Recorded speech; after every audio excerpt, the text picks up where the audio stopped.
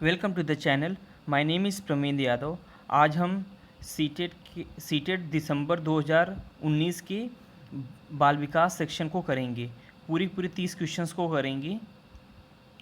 पहला क्वेश्चन है, निम्नलिखित कथनों में से कौन सा बुद्धि के बारे में सही है। तो यहाँ पे पूछ रहा है बुद्धि के बारे में।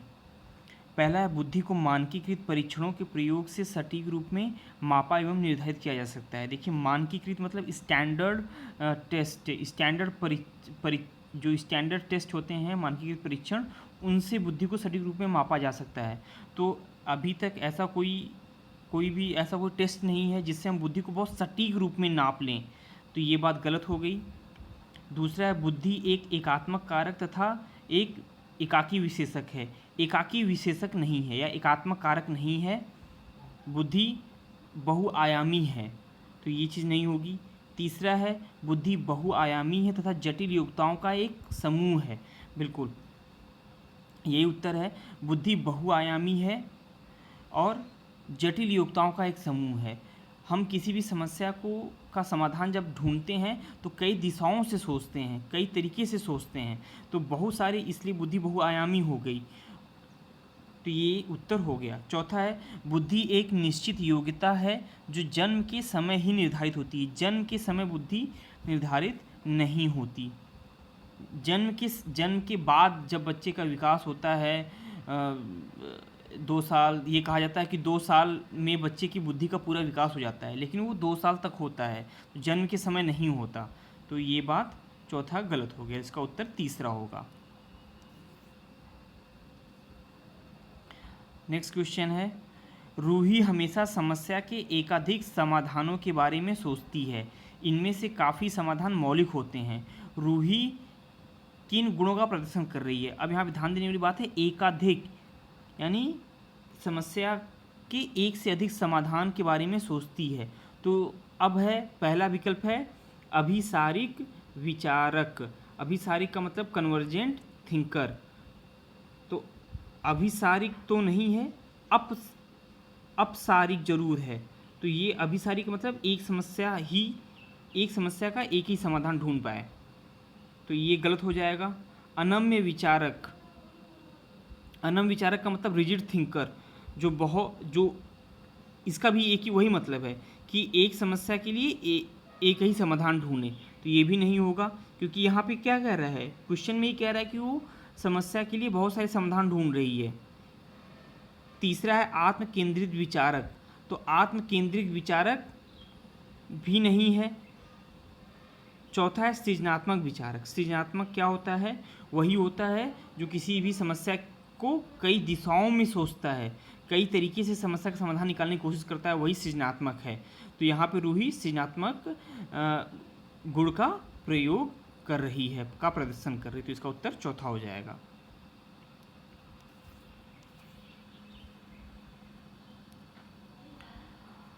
तीसरा क्वेश्चन है, आकलन का प्राथमिक उद्देश्य क्या होना चाहिए। आकलन का पहला है, संबंधित अवधारणाओं के बारे में बच्चों की स्पष्ट तथा भ्रांतियों को समझना। आकलन का मतलब क्या है, असेसमेंट। जब हम असेसमेंट करते हैं तो आकलन करते हैं तो उसका उद्देश्य क्या होना चाहिए। अब ये कह रहा है बच्चे की अवधारणाओं के बारे में को ठीक से समझना, उनकी भ्रांतियों को ठीक से समझना। तो ये बात तो सही है। दूसरा है, विद्यार्थियों के प्राप्तांक के आधार पर उनको नामांकित करना। बिल्कुल नहीं, ये सब बच्चों का रोल नंबर देना और ये सब चीज़ें, रिपोर्ट कार्ड तैयार करना, ये सब चीज़ें आकलन का प्राथमिक उद्देश्य नहीं होती। तीसरा है, रिपोर्ट कार्ड में उत्तीर्ण या अनुत्तीर्ण अंकित करना, ये भी गलत है, ये सब चीज़ें नहीं हैं। चौथा है, विद्यार्थी के लिए श्रेणी निश्चित करना कि प्रथम श्रेणी में पास हुआ, दूसरी श्रेणी में, ये सब चीज़ें तो एक वर्क जरूर है, लेकिन इसका आकलन से कोई बहुत प्राथमिक उद्देश्य में ये सब नहीं आएंगे। प्राथमिक उद्देश्य में क्या आएगा, संबंधित अवधारणाओं के बारे में बच्चों की स्पष्टता तथा भ्रांतियों को समझना। भाई हम आकलन कर ही इसलिए रहे हैं ताकि बच्चों की कमी को समझ पाएँ, तो इसलिए इसका उत्तर पहला हो जाएगा। नेक्स्ट क्वेश्चन है, एक समावेशी कक्षा में एक शिक्षक को विशिष्ट योजनाओं को, अब समावेशी कक्षा कौन सी होती है? समावेशी की कक्षा एक ऐसी कक्षा जिसमें सभी के लिए समान रूप से समान शिक्षा दी जा रही हो, वही समावेशी कक्षा होती है। सभी को शिक्षा मिले, वही समावेशी कक्षा होती है। तो समावेशी कक्षा में शिक्षक को विशेष योजनाओं को कभी कभी तैयार करना चाहिए, बिल्कुल नहीं। कभी कभी क्यों करेगा? सक्रिय रूप से तैयार करना चाहिए। हाँ, ये बात ठीक है। तीसरा, तैयार करने के लिए हतोत्साहित होना चाहिए, बिल्कुल हतोत्साहित नहीं होना चाहिए, बल्कि उसको सक्रिय रूप से तैयार करना चाहिए। तीसरा, तैयार नहीं करना चाहिए। भाई शिक्षक पहले तैयारी नहीं करेगा तो वो कैसे अच्छे से पढ़ा पाएगा? तो इसके लिए क्या हो, समावेशी कक्षा में शिक्षक को सक्रिय रूप से सक्रिय रूप से तैयारी करनी चाहिए, ये इसका उत्तर हो जाएगा।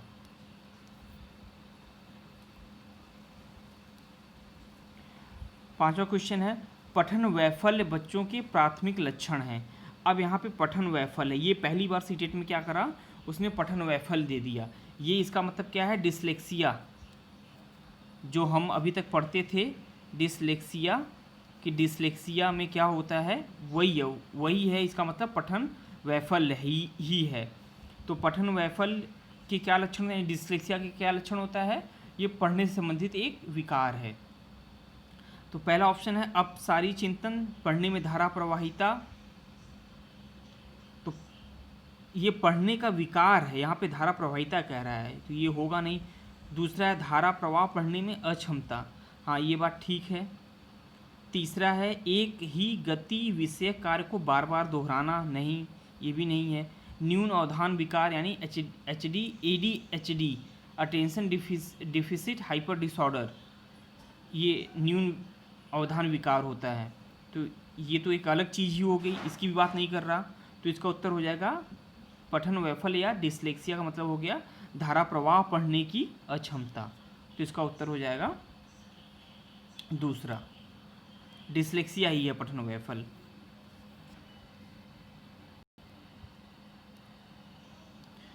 छठा क्वेश्चन है, शिक्षा का अधिकार अधिनियम 2009 उल्लेख की गई समावेशी शिक्षा की अवधारणा निम्नलिखित में किस पर आधारित है?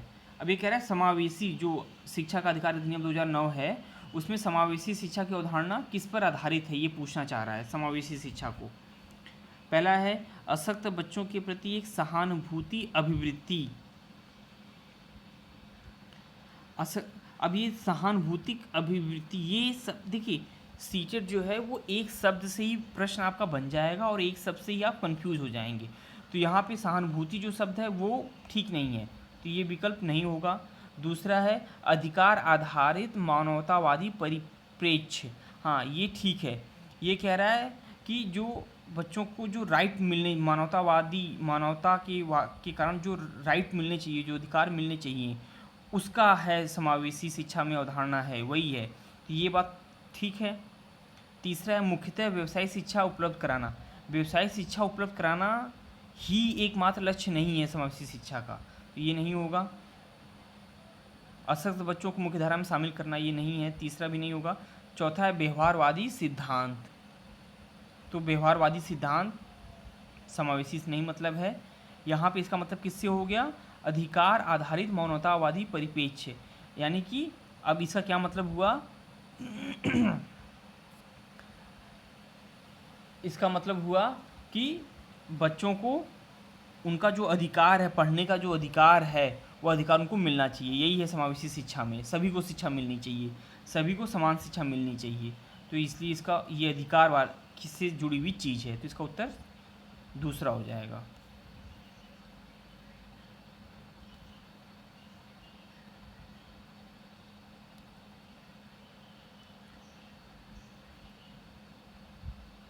हाँ, अगला क्वेश्चन है शिक्षण अधिगम प्रक्रिया में वंचित समूह से संबंधित विद्यार्थियों के द्वारा सहभागिता कम होने की स्थिति में एक शिक्षक को क्या करना चाहिए?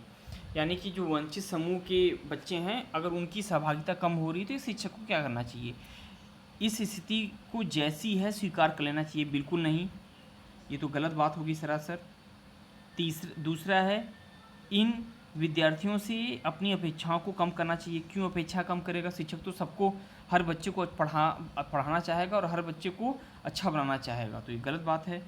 तीसरा है अपनी शिक्षण पद्धति पर विचार करना चाहिए और तथा बच्चों की सहभागिता में सुधार करने के लिए नया तरीका ढूंढना चाहिए। हाँ, ये बात बिल्कुल ठीक लग रही है कि नए तरीके ढूंढने चाहिए, अपनी शिक्षण पद्धति में सुधार करना चाहिए, जिससे बच्चे, जो वंचित समूह के बच्चे हैं, उनकी भी भागीदारिता क्लास में बढ़े। तो ये बात सही है। चौथा है बच्चों को विद्यालय छोड़ने के लिए कहना चाहिए, तो सरासर अनुचित है, तो इसलिए इसका उत्तर हो जाएगा तीसरा।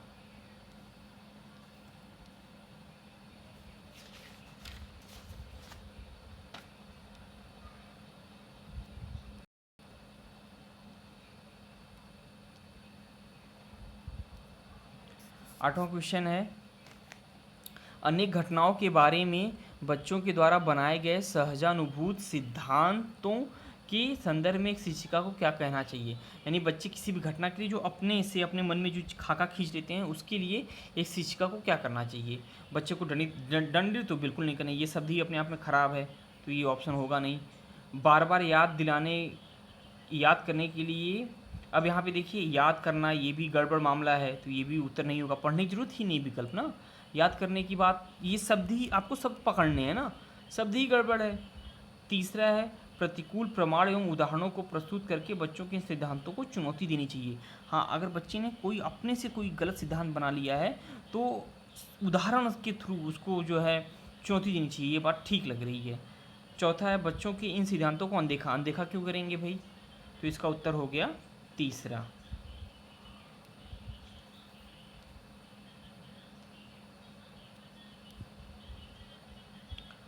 छात्र केंद्रित शिक्षा शास्त्र की विशेषता क्या है। यानी छात्र केंद्रित शिक्षा शास्त्र के बारे में ये पूछ रहा है।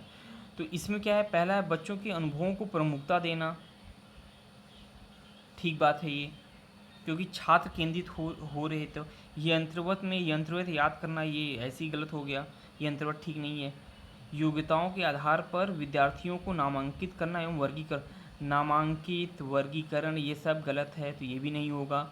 चौथा है केवल पाठ्यपुस्तक पर निर्भर करना, केवल शब्द है उसने इस गड़बड़ है ये, तो हमने देखा शब्दों से ही हम छाट रहे हैं विकल्पों को, तो क्या हो गया मेरा उत्तर पहला हो गया, बच्चों के अनुभवों को प्रमुखता देना, यही है छात्र केंद्रित शिक्षा का मतलब।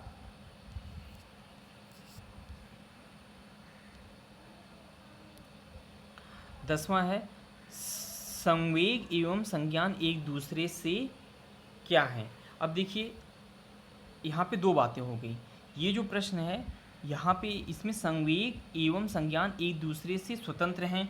अब देखिए स्वतंत्र हैं ये जजोंग ने कहा था, जजोंग ने कहा था कि संवेग एवं संज्ञान एक दूसरे से स्वतंत्र हैं। तो जब प्रश्न पूछेगा कि जजोंग के अनुसार संवेग एवं संज्ञान एक दूसरे से क्या है, तब हम वहाँ जवाब देंगे स्वतंत्र। लेकिन ऐसे साधारणतः अगर हम देखें तो संवेग एवं संज्ञान एक दूसरे से सन्निहित हैं, यानी इसका उत्तर हो जाएगा यहाँ पे दूसरा। सन्निहित का मतलब होता है इंटरओवन विथ, या फिर सन्निहित का मतलब है एक दूसरे से जुड़े हुए हैं। तीसरा विकल्प संबंधित नहीं है, ये होगा नहीं। चौथा भी नहीं होगा, पूर्णतया अलग, क्योंकि ये एक दूसरे से संबंधित हैं। अब इसको हम समझ सकते हैं, जैसे मुझे संज्ञान में, अब किसी को भी संज्ञान में ये चीज़ हमारे संज्ञान में आई, ये बात आई कि भाई फला चीज़ गलत है, तो गलत चीज़ पे ही तो हम क्रोधित हो सकते हैं। तो यहाँ पे आप देख रहे हैं कि संज्ञान और संवेग एक दूसरे से जुड़े हुए हैं, तो इसलिए यहाँ पे इसका उत्तर सन्निहित होगा। लेकिन जो जजोंग थे उन्होंने माना है कि संज्ञान एवं संवेग स्वतंत्र होते हैं, तो ये ध्यान रखेंगे जजोंग वाला।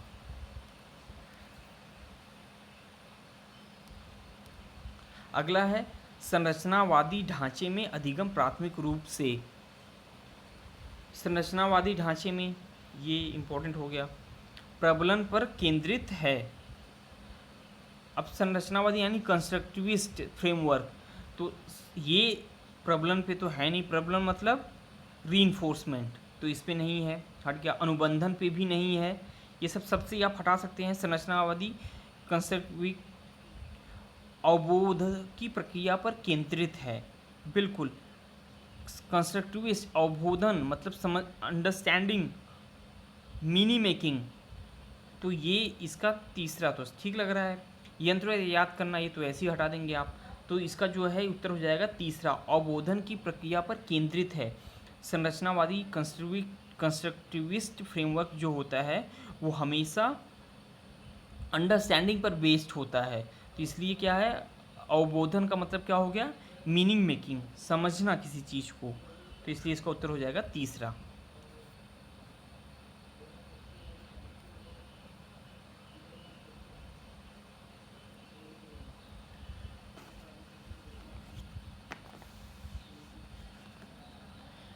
ट्वेल्थ क्वेश्चन है, विद्यार्थियों को स्पष्ट उदाहरण एवं गैर उदाहरण देने के क्या परिणाम है। मतलब सीधे सीधे उदाहरण दे रहे हैं या घुमा के उदाहरण दे रहे हैं, तो उसका क्या परिणाम होगा। यह विद्यार्थियों के दिमाग में भ्रांतियां उत्पन्न करता है,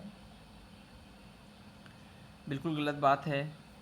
आप उदाहरण ही दे रहे हैं, समझाने के लिए उदाहरण दे रहे हैं, तो भ्रांति कहाँ से आएगी। यह अवधारणाओं की समझ में अभाव पैदा करता है, बिल्कुल नहीं करेगा। यह अवधारणात्मक समझ के बजाय कार्यविधि या प्रक्रियात्मक ज्ञान पर ध्यान केंद्रित करता है। देखिए,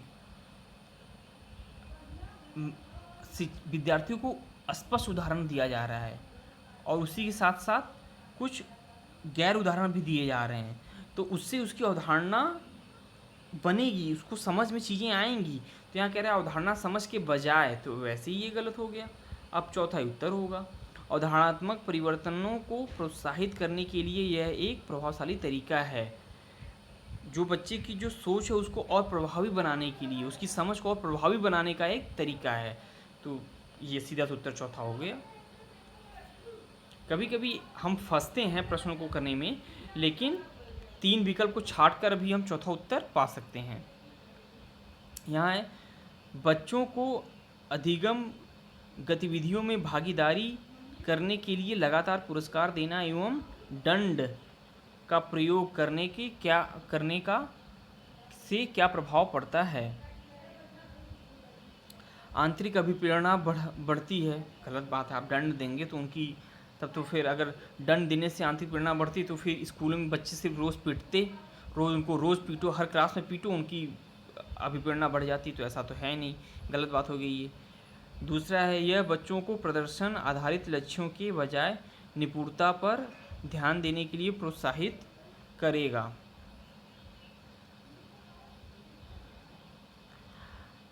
दंड देंगे तो निपुणता पे उनका ध्यान कैसे जाएगा, वो तो और बच्चे और डरे हो जाएंगे, सहमे हो जाएंगे, उनका पढ़ने से ध्यान हटेगा, रुचि कम हो जाएगी, तो ये तो होने वाला नहीं है। तीसरा है, अधिगम में बच्चों की स्वाभाविक अभिरुचि और जिज्ञासा कम हो जाएगी। देखिए वही बात है, ये ठीक लग रहा है। अगर आप दंड देंगे, लगातार पुरस्कार देंगे, तो उनकी जो है सीखने की जो क्षमता है उसमें जिज्ञासा में कमी हो जाएगी, बाहरी अभिप्रेरणा कम होती है। तो ये तो ठीक बात नहीं, इसका उत्तर तीसरा हो जाएगा।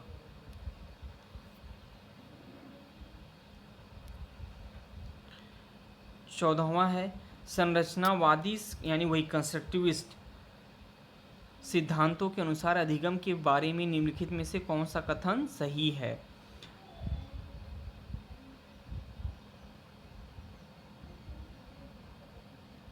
अधिगम यंत्रवत याद करने की प्रक्रिया है, अगेन यंत्रवत ये होगा नहीं। दूसरा है, अधिगम आवृत्ति संबंध के द्वारा व्यवहारों का अनुबंधन है, अनुबंधन आता नहीं है इसमें, ये भी नहीं होगा। तीसरा है, अधिगम सक्रिय विनियोजन के द्वारा ज्ञान की संरचना की प्रक्रिया है, ये ठीक है, क्योंकि संरचनावादी सिद्धांत में हम क्या करते हैं, सक्रिय रूप से चीज़ों को सीखते हैं। तो अब यहाँ पे विनियोजन का मतलब है एक्टिव एंगेजमेंट, एक्टिव एंगेजमेंट का ही मतलब है सक्रिय विनियोजन, यानी इंगेज होता है बच्चा, ध्यान लगाकर पढ़ने की कोशिश करता है एक्टिव होकर, तो वो चीज़ इसमें ठीक हो गई। चौथा है अधिगम पुनरुत्पादन एवं स्मरण की प्रक्रिया। अब यहाँ पे एक शब्द देखिए स्मरण, तो इससे ये होएगा ही नहीं, हटा दो, ऐसे ही हटा दो। तो इसका उत्तर हो गया तीसरा।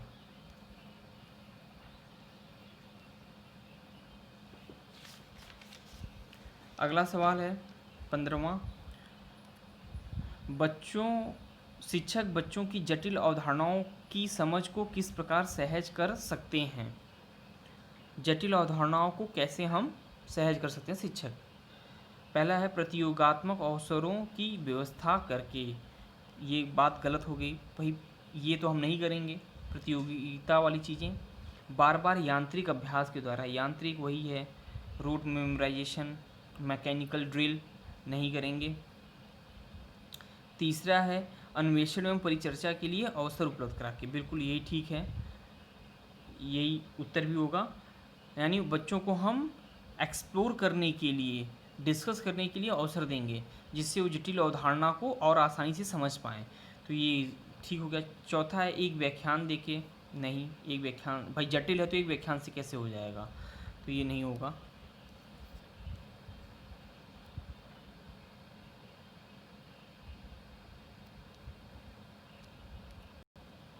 सोलहवां है एक प्राथमिक विद्यालय की अध्यापिका बच्चों को एक प्रभावी समस्या समाधानकर्ता बनाने के लिए किस प्रकार से प्रोत्साहित कर सकती है। अब यहाँ पे देखिए प्रभावी समस्या समाधानकर्ता, पहला है केवल प्रतीकात्मक ज्ञान पर बल महत्व देकर।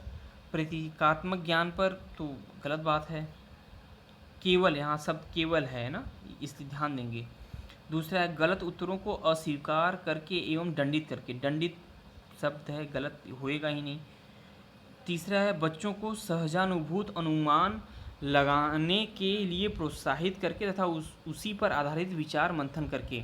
हाँ, ये बात बिल्कुल ठीक लग रही है, पॉजिटिव चीज़ है कि बच्चों को सहजानुभूत अनुमान लगाने के लिए हम प्रोत्साहित करेंगे। तो यहाँ पे प्रोत्साहित शब्द आ रहा है, तो पॉजिटिव सेंटेंस है काफ़ी, और ये ठीक भी है। चौथा है प्रत्येक छोटे कार्य के लिए भौतिक पुरस्कार। फिर से बार बार पुरस्कार नहीं देंगे भाई, तो ये भी हो गया गलत। तो यहाँ पे क्या हो गया, चौथा मेरा उत्तर हो गया, सॉरी तीसरा, सॉरी सॉरी सॉरी सॉरी तीसरा हमारा क्या हो गया, उत्तर हो गया।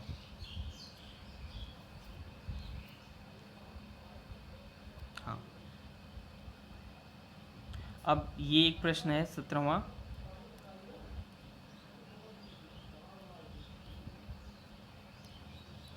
निम्नलिखित में से कौन सी प्रथाएं सार्थक अधिगम को बढ़ावा देती हैं। सार्थक अधिगम को क्या बढ़ावा देता है, शारीरिक दंड बिल्कुल नहीं देगा, यानी पहला ऑप्शन तो होगा नहीं, तो दूसरा भी नहीं होगा और चौथा भी नहीं होगा।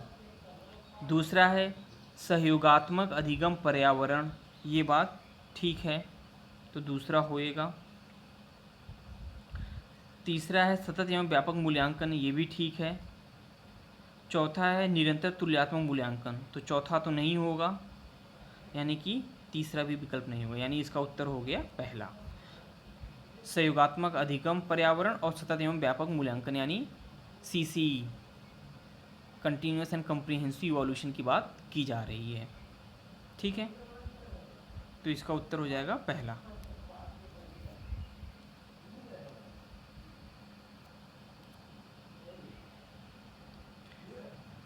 अगला क्वेश्चन है निम्नलिखित में से कौन सा विकास का सिद्धांत नहीं है। विकास का सिद्धांत नहीं है ये पूछ रहा है।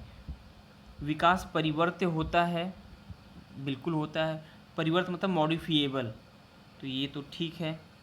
दूसरा है विकास आनुवंशिकता एवं पर्यावरण दोनों के द्वारा प्रभावित होता है, बिल्कुल होता है, ये बात सही है, यहाँ पे नहीं पूछ रहा है। तीसरा है विकास सार्वभौमिक है तथा सांस्कृतिक संदर्भ से प्रभावित नहीं करते। देखिए सार्वभौमिक है ये तो बात ठीक है, लेकिन यहाँ पे कह रहा है सांस्कृतिक संदर्भ से प्रभावित नहीं करते, भाई करते हैं, तो यही चीज़ नहीं होगी। विकास जीवन पर्यंत होता है, ये भी बात ठीक है, तो इसका उत्तर हो गया तीसरा। यहाँ पे देखिए सार्वभौमिक तो सही है, लेकिन सांस्कृतिक संदर्भ से प्रभावित नहीं करती, ये बात गलत हो गई, इसलिए यही उत्तर हो गया। दो में से एक सही है।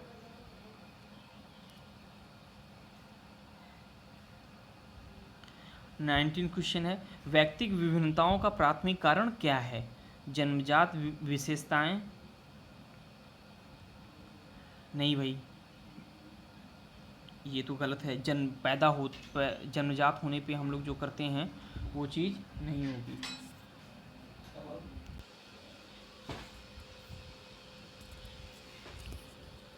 हाँ, तो जन्मजात विशेषताएं नहीं होंगी। अगला है पर्यावरणीय प्रभाव। तो व्यक्ति विभिन्नता के लिए पर्यावरण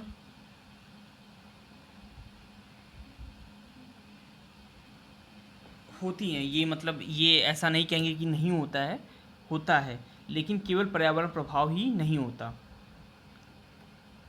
तीसरा है, सॉरी इसमें तीसरा छूट गया ऑप्शन, ये अनुवांशिकता एवं पर्यावरण के बीच जटिल पारस्परिक क्रिया, यही तीसरा ऑप्शन है।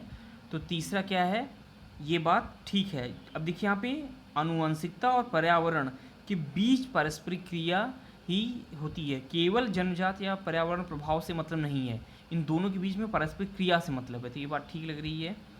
चौथा है लोगों के द्वारा माता पिता से प्राप्त आनुवंशिक कोड। अब ये देखिए माता पिता से जो कोड आनुवंशिक कोड मिलते हैं उससे बहुत ज़्यादा मतलब नहीं है, तो ये भी नहीं होगा, इसका उत्तर हो जाएगा तीसरा।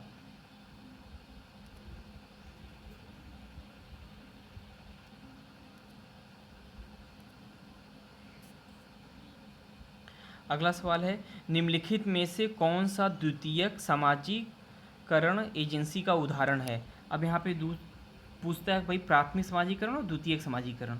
तो हमें पता है प्राथमिक समाजीकरण परिवार होता है और पास पड़ोस होता है। तो अब यहाँ पे देख लीजिए भाई चौथा ऑप्शन तो होगा नहीं, तीसरा भी नहीं होगा, पहला भी नहीं होगा। पहले में परिवार है, तीसरे में पास पड़ोस है, चौथे में भी पास पड़ोस है, तो दूसरा इसका उत्तर हो गया। द्वितीयक समाजीकरण एजेंसी कौन सी है, विद्यालय एवं मीडिया, यही है।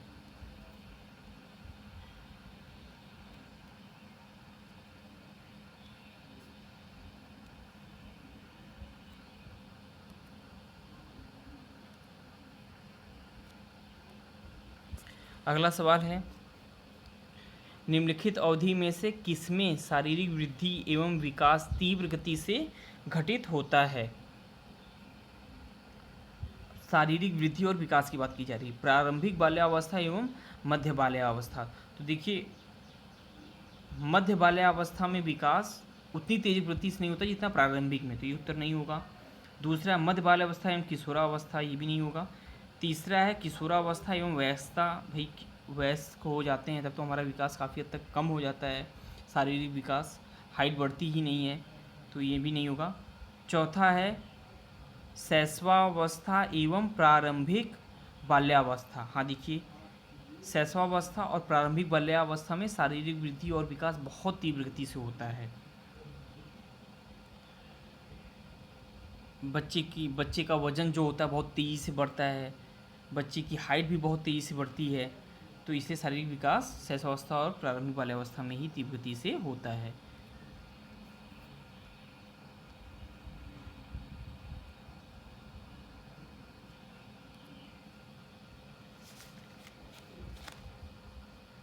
अगला सवाल है निम्नलिखित में से कौन सी लॉरेंस कोहलबर्ग के द्वारा प्रस्तावित नैतिक विकास की एक अवस्था है। अभी पूछता कौन सी नैतिक विकास की एक अवस्था है लॉरेंस कोहलबर्ग के द्वारा, उन्होंने 6 अवस्थाएं दी थी। तो अब इसमें देखिए पूछ रहे हैं नैतिक विकास की, तो हमें पता है सामाजिक अनुबंधन अभिविन्यास, यही जो है नैतिक विकास की अवधारणा है। ये थ्योरी बेस्ड क्वेश्चन है और ये हमें पता है कि नैतिक विकास का संबंध सामाजिक अनुबंध अभिविन्यास से। मूल संज्ञात्मक अवस्था, उद्योग बनाम अधिकता अवस्था, प्रसूति अवस्था, ये सब तो इसके विकल्प ही नहीं है। ये मूल संज्ञात्मक अवस्था तो जीन पियाजे का है, उद्योग बनाम अधीनता अवस्था ये भी इन्होंने नहीं दिया, प्रसूति अवस्था भी कोहलबर्ग ने नहीं दिया है, तो ये सब तो वैसे भी नहीं होंगे, तो इसका उत्तर क्या हो जाएगा, पहला हो जाएगा।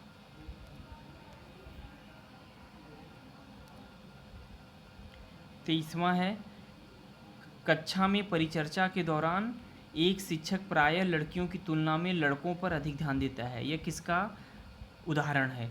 लड़कियों की तुलना पर लड़कों पर अधिक ध्यान देता है। तो यहाँ पे क्या, जेंडर पहचान, भाई पहचान तो कहाँ कर रहा है शिक्षक, ये तो नहीं होगा। दूसरा जेंडर संबद्धता, ये भी नहीं कर रहा।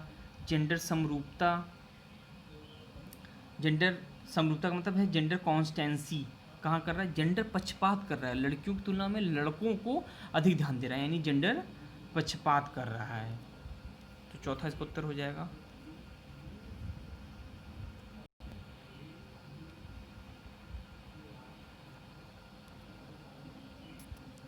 अगला सवाल है,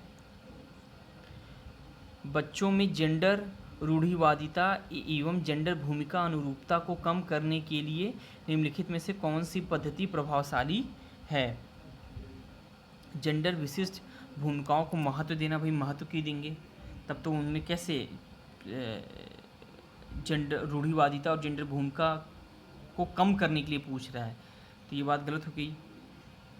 दूसरा, जेंडर पृथक खेल समूह बनाना, भाई लड़कियों का खेल अलग, लड़कों का खेल अलग, ऐसे हम अलग अलग करेंगे तो अलग करने से पृथक, तो उससे भी ये चीज़ रूढ़िवादिता ही होगी, तो ये भी नहीं होगा।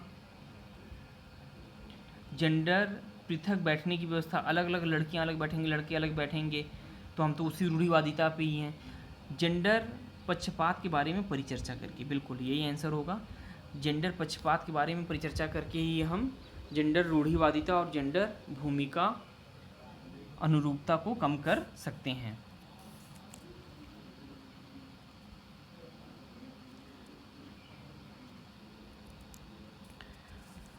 ट्वेंटी 25 क्वेश्चन है, निम्नलिखित में से किस मनोवैज्ञानिक ने बच्चों को ज्ञान के सक्रिय जिज्ञासु के रूप में देखते हुए उनके चिंतन पर सामाजिक एवं सांस्कृतिक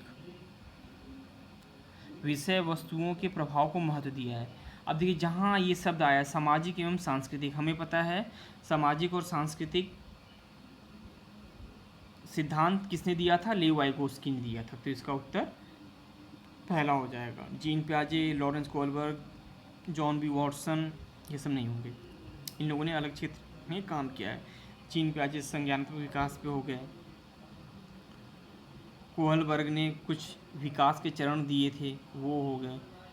जे बी वॉटसन ने कहा था कि ये बच्चा, आप मुझे कोई सा भी बच्चा दे दो, नवजात शिशु दे दो, मैं उसे चोर डॉक्टर कुछ भी बना सकता हूँ। तो इन लोगों की जो थ्योरी है वो अलग अलग थी, तो इसका उत्तर सामाजिक एवं सांस्कृतिक विषय वस्तुओं पर प्रभाव किसने दिया था, लेव वाइगोत्स्की ने दिया था। अगला है, भाषा के अर्जन एवं विकास के लिए सर्वाधिक संवेदनशील अवधि कौन सी है। भाषा के अर्जन एवं विकास की बात की जा रही है, तो देखिए पहला है प्रारंभिक बाल्यावस्था। अर्जन एवं विकास के लिए तो प्रारंभिक बाल्यावस्था आपकी शुरू हो जाती है 2 वर्ष से लेके 6 वर्ष तक, तो इसमें ही बच्चा भाषा को बहुत अच्छे से सीखता है, तो यही इसका उत्तर हो गया। मध्य बाल्यावस्था, किशोरावस्था, जन्म पूर्व अवधि तो होएगा ही नहीं, तो ये सब चीज़ें गलत हैं।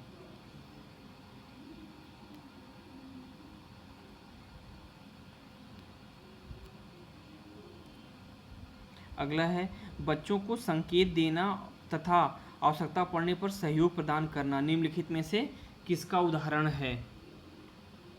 अनुबंधन नहीं, मॉडलिंग नहीं, पाढ़ हाँ, ढांचा, स्कैफोल्डिंग जिसे कहते हैं, प्रबलन, रीइंफोर्समेंट नहीं। देखिए स्कैफोल्डिंग, पाढ़ या ढांचा उसी को कहते हैं। तो स्कैफोल्डिंग में यही होता है कि हम बच्चे को सहयोग देकर कोई कार्य कराने की कोशिश करते हैं, उसे थोड़ी सी मदद करते हैं, ताकि बच्चे की मदद करते हैं ताकि वह काम को अच्छे से कर पाए।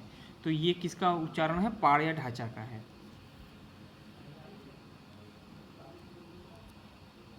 अगला है, निम्नलिखित व्यवहारों में से कौन सा जीन पियाजे के द्वारा प्रस्तावित मूर्त संक्रियात्मक अवस्था को विशेषित करता है। मूर्त संक्रियात्मक अवस्था जीन पियाजे की तीसरी अवस्था थी, जो कि 7 से 11 वर्ष के बालकों के लिए लागू होती है। तो अब इसकी पूछता है, पहला है संरक्षण और कक्षा समावेशन, तो हमें पता है कि संरक्षण, कक्षा समावेशन ये मूल संक्रियात्मक अवस्था में ही आता है, तो इसका उत्तर पहला हो गया। अब ये थ्योरी बेस्ड क्वेश्चन है, थ्योरी इसकी आपको थोड़ी सी पढ़नी होगी, तो इसका उत्तर पहला हो गया। अब है आस्थगित अनुकरण पदार्थ अस्थायित्व, तो हमें पता है कि पदार्थ अस्थायित्व या वस्तु अस्थायित्व ये जो है संवेदी पेशी अवस्था में होता है, तो ये होगा नहीं। दूसरा है प्रतीकात्मक खेल विचारों की अनुत्क्रमणीयता, अनुत्क्रमणीयता का क्या मतलब होता है, ये भी है पूर्व संज्ञात्मक अवस्था का है, तो ये भी नहीं होगा। अनुत्क्रमणीयता का मतलब होता है कि जैसे बच्चे ने फुटबॉल दिखी तो बच्चा ये नहीं सोच पाएगा कि फुटबॉल को पचका देने हवा निकाल देंगे तो ये पचक भी जाएगा। बच्चा बस फुटबॉल को देख के समझेगा ये फुटबॉल ही है, इससे खेलने की वस्तु है, लेकिन ये नहीं समझ में आएगा कि हवा निकालने से ये पचक भी सकता है। यानी कि वस्तुओं को विपरीत दिशा में सोचने की क्षमता नहीं होना ही क्या है, अनुत्क्रमणीयता है। चौथा है परिकल्पित निगमनात्मक तर्क साध्यात्मक विचार, तो ये क्या हो जाएगा, औपचारिक या अमूर्त संख्यात्मक अवस्था का गुण है, तो ये भी नहीं होगा, तो इसका उत्तर हो जाएगा संरक्षण या कक्षा समावेशन। अगला है बच्चों के संज्ञानात्मक विकास के संदर्भ में निम्नलिखित में से कौन सी पियाजे की संरचना है। अब देखिए जीन पियाजे ने काम किया था स्कीमा पे, सीधा थ्योरी बेस्ड क्वेश्चन है, तो इसका उत्तर हो जाएगा स्कीमा। और ये अनुबंधन, प्रबलन, अवलोकन, इन सब पे जीन पियाजे ने काम ही नहीं किया था।